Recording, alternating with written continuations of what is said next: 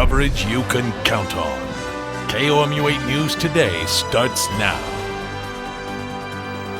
Good morning, Mid-Missouri. Welcome to KOMU 8 News Today on this Wednesday, February 17th. I'm Megan Judy. And I'm Noah Colbert. Your time is 4:30.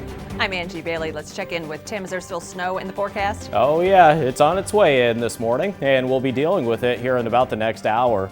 It looks like on our satellite and radar, most of that snow is already falling in parts of the Lake of the Ozarks. It looks like that snow should be moving into Columbia any time now. Our temperatures outside starting this off a little bit warmer this morning, almost about 15 degrees warmer than yesterday morning. We're around 8 right now in Columbia, still in the single digits to negatives over northern Missouri, though, but a little bit warmer here in the mid part of the state. Road conditions, those have improved yesterday thanks to a day of dry weather and some sunshine. We're about to put some more snow on the ground, though, unfortunately. Looks like the road weather index around Columbia and also for Jefferson City is okay so far. KOMU 8's First Alert weathercaster Alexis Clemens is live in Storm Patrol this morning with a look at what our road conditions are like. Alexis, what are you seeing so far?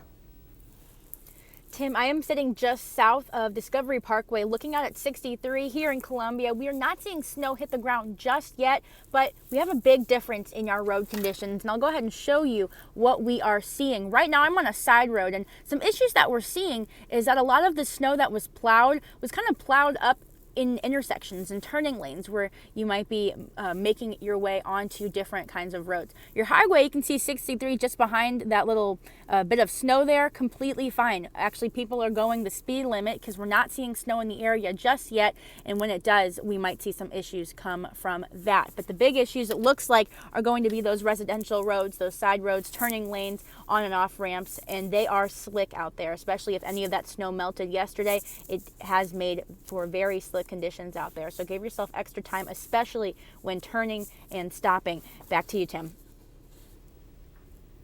All right, Alexis, thank you. Happening today, Boone Hospital Center is planning to vaccinate 100 eligible individuals. It's just one of many vaccine events happening this week between the hospital, MU Healthcare, and the Columbia Boone County Department of Health and Human Services. KOMU 8's Avery Everett is in the studio. She's in the newsroom to tell us more about this vaccination event being held at the Columbia Mall. Hey, Avery. Good morning, Meg. Today, 100 people will walk in the doors at the Columbia Mall and walk right back out with that first dose of the Pfizer vaccine. Now, compared to mass vaccination sites that have been being held across mid-Missouri so far, 100 people may seem like a small number. But to the chief medical officer of the Boone Hospital Center, this is all just a start. Boone Hospital Center is giving out those 100 vaccines today from 11:30 to 3:30. The vaccine clinic is located inside the mall across from the Bath & Body Works store. The event today is already full based off of appointments for those in Phase 1A and 1B, Tiers 1 and 2. But while walk-ins won't be accepted, Boone Hospital's chief medical officer says the event today takes the county one step closer to entering a new vaccination tier. We need to make every effort to get everyone vaccinated.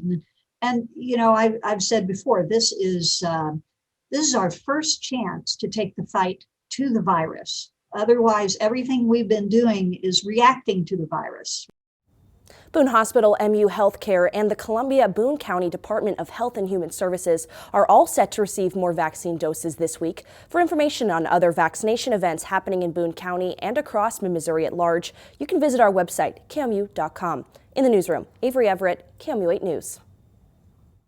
This week, Governor Parson announced mass vaccination sites will be canceled through Friday. There's been a lot of confusion from residents about what's next. We reached out to the State Emergency Management Agency to see if it could answer questions some of you posted on our Facebook page, but it declined to talk on camera. Instead, SEMA referred back to Governor Parson's press release. One Missouri resident is upset with how disorganized things have been.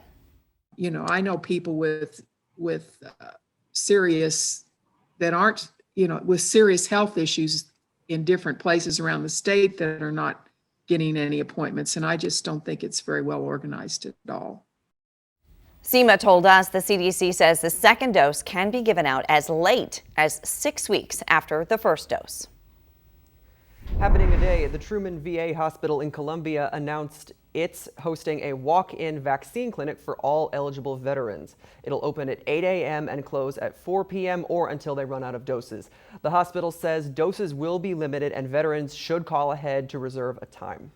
You'll soon be able to take a COVID-19 antigen test at home and get your results from the phone. The grocery chain, Kroger, wants to start selling a smartphone-enabled test soon. Once it's approved by the Food and Drug Administration, Kroger plans to sell it both online and at its pharmacies. You would administer a nasal swab, wait 15 minutes, and use the app to get your results. Quest Diagnostics is teaming up with the CDC to find new variants of the coronavirus in the United States. The company says they've been sequencing the number of weekly tests since it started last month. The CDC says more sequencing that gets done, the more they will know about these new variants and how fast they're spreading. The CDC is also working with other diagnostic labs across the country to investigate even more test samples. The number of children who've been infected with COVID-19, it's reached a new milestone. According to a new report from the American Academy of Pediatrics, more than 3 million children have tested positive for the virus since the pandemic began. A little more than 99,000 new child COVID-19 cases were reported last week. Overall, children represented 13% of all cases. And businesses are back open in Texas following the winter storm that moved through the state on Monday. This was the scene at an H-E-B grocery store in Austin.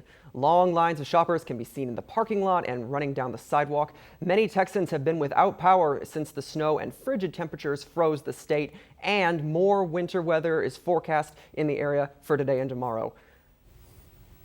It's a lot of snow for some areas that don't often get snow. Well, parts of Texas do, but And Dallas? really their infrastructure, I think, is just not built for it. That's No, just it, too. I'm from Dallas, and if there's even a warning of ice, they will shut the entire city down. Good point. Yeah, that's kind of how it is in Atlanta, too. A look at our forecast for today is coming up. Right now, wind chills still are in the negatives this morning, and not nearly as brisk, though, as it was yesterday. Actual temperature is a lot warmer this morning, too. Ice scraper forecast, I think you'll need about a minute or two to get out the door this morning, just given some of the snow that'll be moving in. Coming up, a look at your forecast for your Wednesday.